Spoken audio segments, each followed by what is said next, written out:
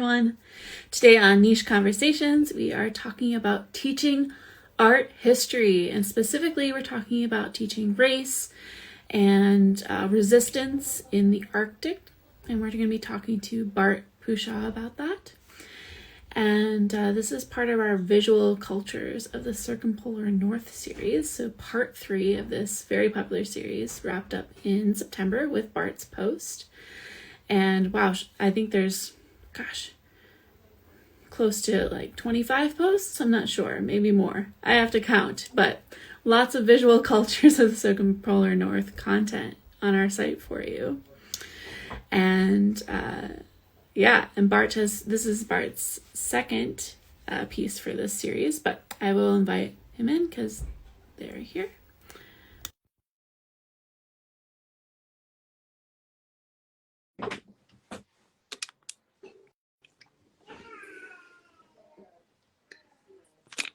There we go. Hello, Bart. Hi. Welcome. Thank you. This is NiCHE Conversations. I'm Jessica DeWitt, one of the editors here at the network in Canadian History and Environment. And today I am joined by Bart Pushaw. Would you like to introduce yourself? Sure. I'm very recently an assistant professor of art history at the University of Tennessee in Chattanooga. Cool. Which is historically on Yuchi, Muskogee, and more recently Cherokee lands, which is a very different context and a very different geography and very different place from the course that I described and where I taught previously at the University of Copenhagen in Denmark. Cool. Yeah, I hadn't realized that you had moved back to the States. That's awesome. Congratulations. Thank you. Thank you. So I invited you here today to talk about your piece for part 3 of the Visual Cultures of the Circumpolar North series, which is edited by Isabel Gapp and Mark Cheatham.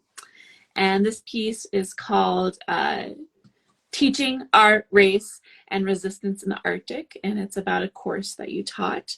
So I thought we'd start off by talking about what was this course and who was it designed for? Sure. So this course, I taught it already 2 years ago, which feels a while ago. But I co-taught it with Professor Matthias Donbolt. Matthias and I are both art historians. We were both working and employed sort of in a similar project. One of these like EU, big project schemes, like 15 people. That project is called The Art of Nordic Colonialism, Writing Transcultural Art Histories. So we were already thinking about ways that we could bring colonialism in our art history curriculum in a Danish setting. So in Copenhagen. So the course was originally designed for a mix both of graduate students and advanced undergrads at the university. They were mostly art history students, but not entirely. And some of them were local students.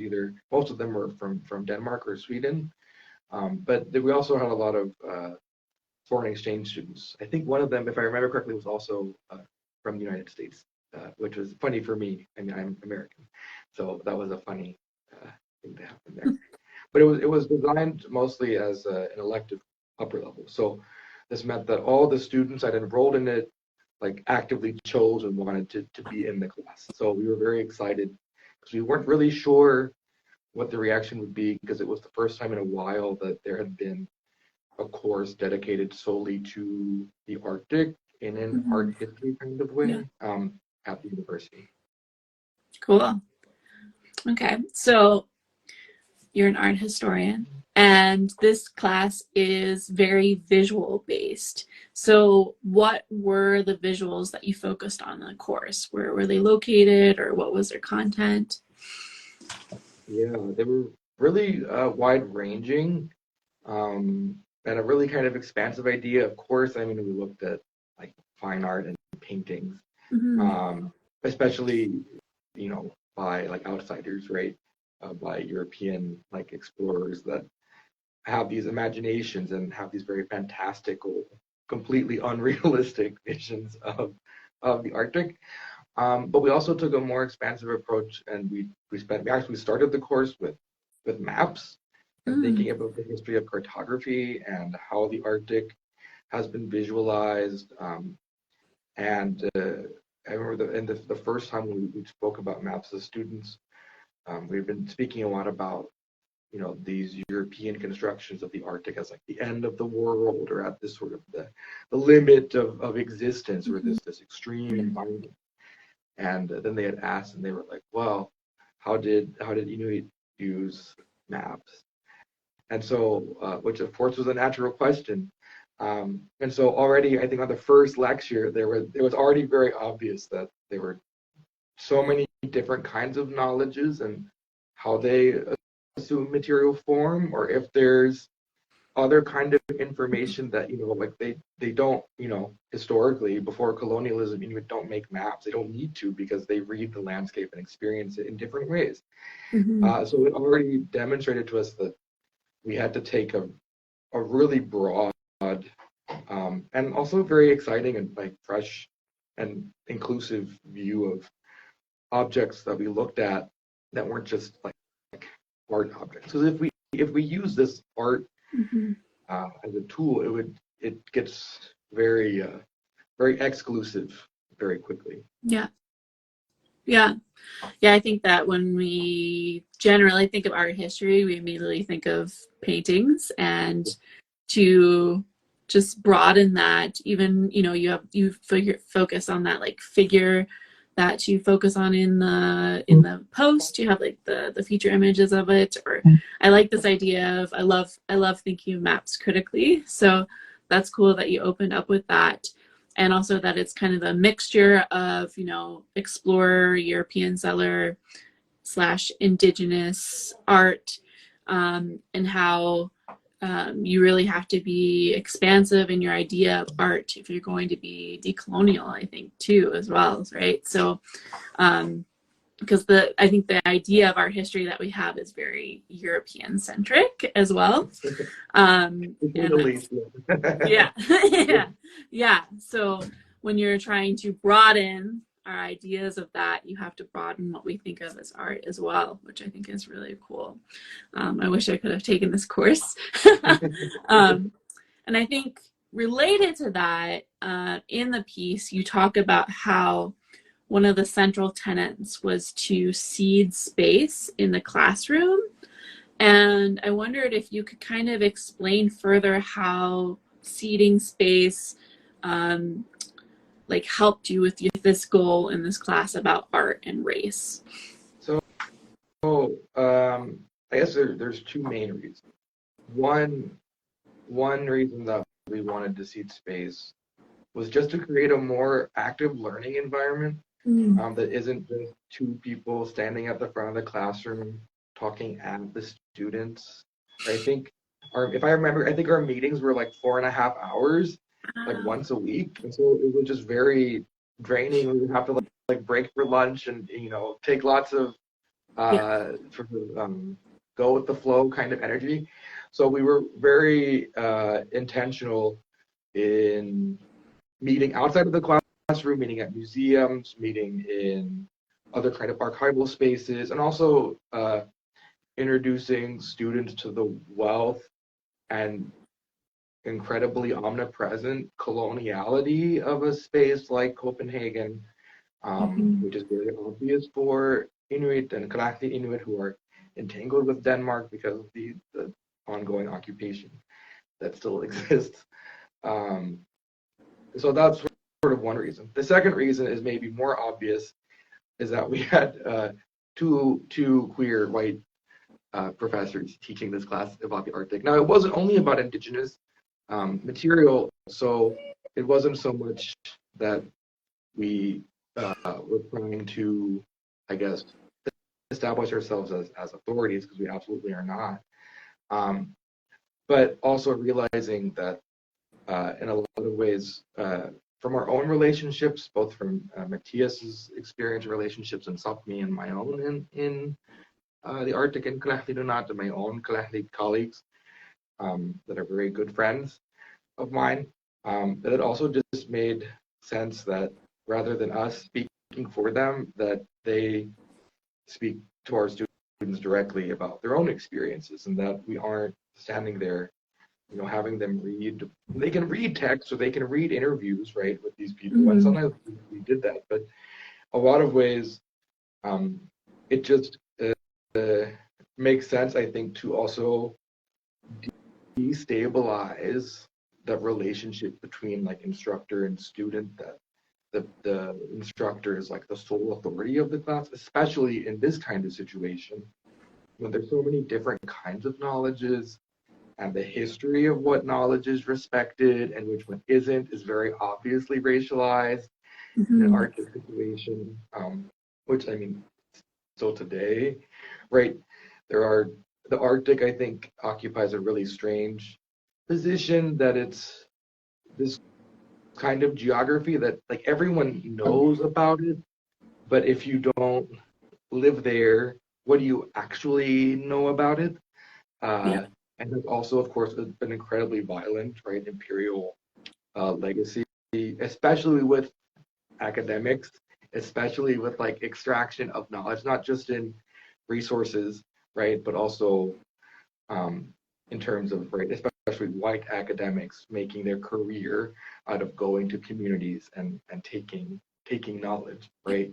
Um, so we're very aware of that, and we wanted both to teach students how to be more critically aware of how that knowledge happens and why it happened, and also that there are other ways of operating that doesn't have to be the kind of individual, like I am this individual by myself, and that really things need to happen in community.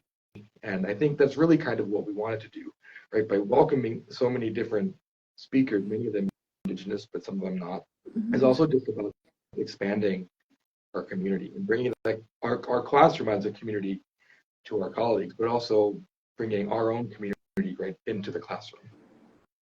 Mm-hmm. Mm-hmm. I think that's such an important point of thinking of the classroom as a meeting center for community, right? And it doesn't have to be just one single lecturer spouting facts and their particular viewpoint. That each of us as educators is informed or should be informed by a community of people, and that and bringing in these perspectives of the people who are actually from there, or have firsthand accounts, and that's pretty brilliant, and I think can be used to inform the class development and elsewhere for other people if they're still thinking of ways that they can teach these kind of topics. um, yeah, cool stuff.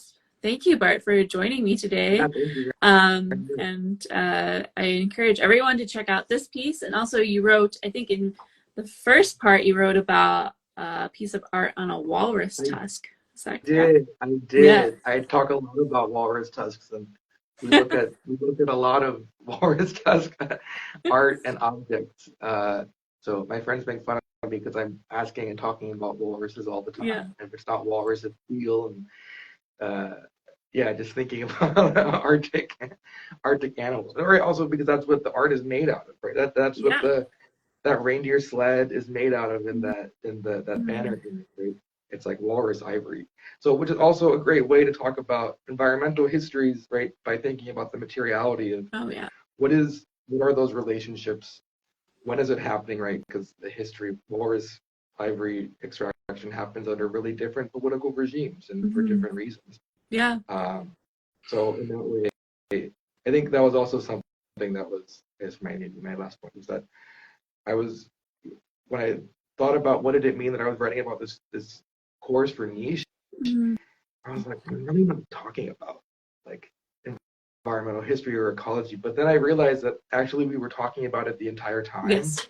And in a lot of ways, like the entire class was also kind of eco-criticism without really, realizing it, just because we just tried to foreground as much as possible, like indigenous epistemologies. And really, Mm-hmm. it's almost always kind of eco-criticism. criticism. Yeah. I think if you're doing it honestly and with integrity. So I guess Mm-hmm. maybe. Yeah. I think that's something that really stands out about the Arctic is that everything seems environmental because of the climate of the place. And to think that we can take that obviousness to some people of the environmental nature of the Arctic and living in the Arctic or visiting it, etc., um, and apply it to everywhere because everywhere is affected in the same way. Yes. Like everywhere is affected by its climate. It's just that Yeah. it's so prominent in the Arctic that it's easier for us to see it. And I like that the Arctic gives us that opportunity to prod people to think about other places in the same way.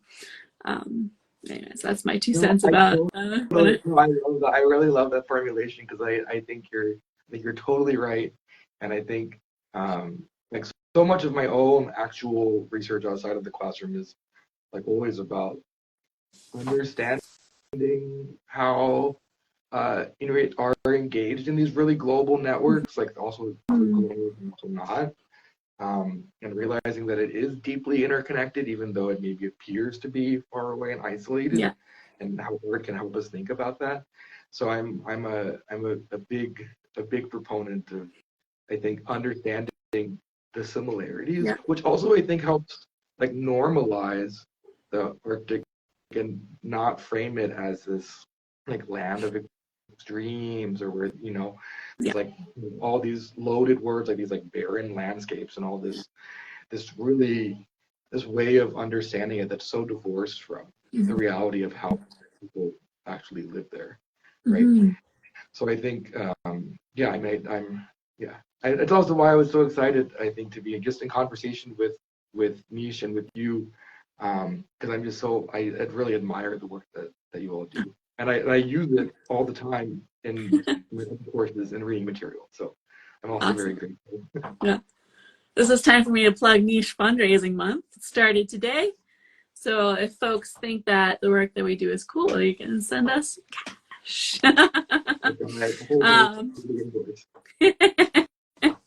um, I will post both of Bart's visual culture pieces to our stories after this. And I want to thank you for joining me today. This was fun. Thank you very much. This was fun for me too. Take care. Bye. Bye.